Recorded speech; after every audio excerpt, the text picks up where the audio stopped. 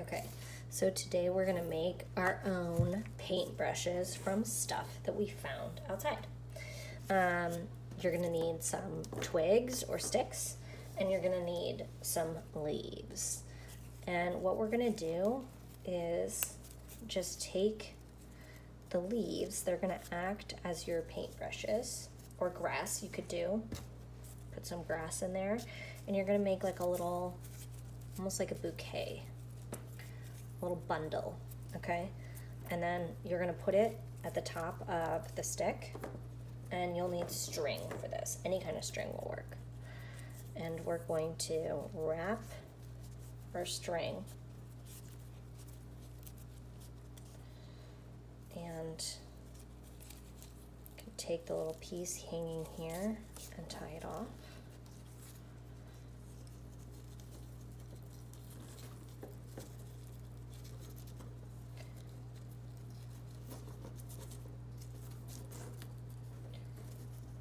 All right, and you can do all different leaves or grasses to do different textures for your paintbrush. And then if you have paint, you're gonna need like actual paint. Watercolor wouldn't work. I mean, it will work, but it won't work as good as just like regular poster paint. And you can kind of dip it in there and paint with it. Try and make a few different kinds and play around with it. Like maybe on the next one, I'll get little tiny pieces of grass and a bunch of them and put them together to make a thinner brush. And then try it out with painting. You could always do food coloring with a little bit of water mixed in and kind of see the differences that they make on the paper.